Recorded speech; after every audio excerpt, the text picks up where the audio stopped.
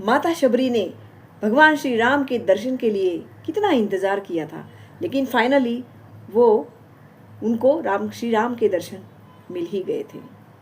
Patience, धैर्यता एक ऐसी शक्ति है जो आपको कभी हारने नहीं देगी, आपको कभी अंदर से टूटने नहीं देगी है। जीवन है, संघर्ष, चुनौतियाँ, ये तो बहुत ही कॉमन सी बात है। जिनके जीवन में चुनौतियाँ नहीं है, मैं तो समझती हूँ, मैं तो ये मानती हूँ कि ऐसा जीवन भी जीने के योग्य नहीं होता है। ये कुदरत हमेशा उनका सम्मान करती है जो बार बार लगातार प्रयास करता जाता है। सफलता उन्हीं के आगे सर झुकाती है जो लगातार कोशिश करता ही जाता है, जो कभी जीवन में रुकता नहीं है। जितना इंतज़ार ये कुदरत आपसे आज करवा रही है, समय आने पर यही कुदरत आपको इतना देगी कि आप संभल नहीं पाओगे। कहते हैं सब्र का फल मीठा होता है, लेकिन आज के इस भागदौड़ भरी जिंदगी में हमारे पास पेशेंस, हमारे अंदर से धैर्यता कहीं गायब सी होती जा रही है। समय अगर आज आपसे इंतज़ार करवा रहा है, तो समय आने पर यही समय आपको इतना देगा कि आप संभल नहीं पाओगे। आज हर इंसान जल्दी जल्दी में होता है, उनको हर चीज़ बहुत जल्दी जल्दी चाहिए होती है, लेकिन याद रखना, जो चीज़ हमें जल्दी मिल जाती है उतनी ही जल्दी वो हमसे छूट भी जाती है। तो पेशेंस रखना बहुत ज़रूरी है।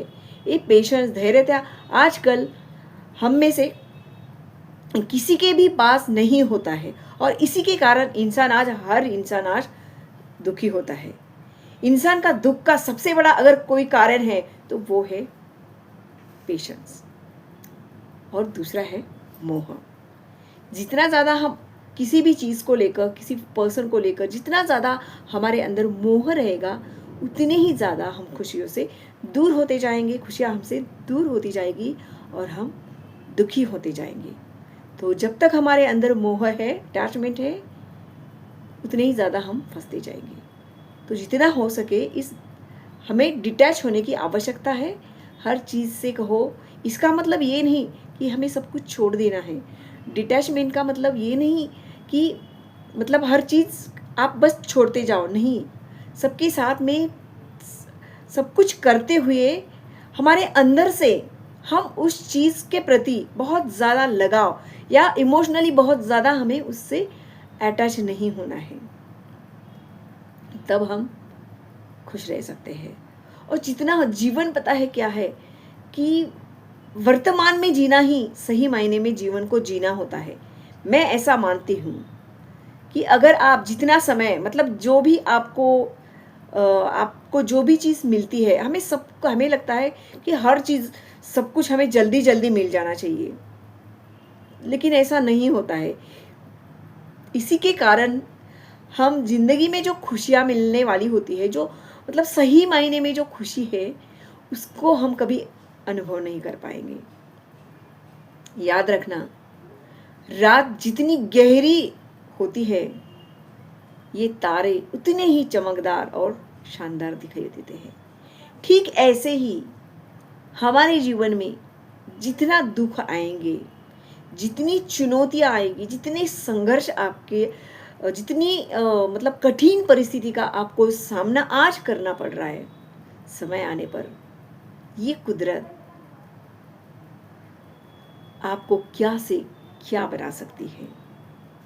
तो कठिन समस्या आने पर कभी भी दुखी नहीं होना। और एक चीज़ हमेशा मैंने नोट करी है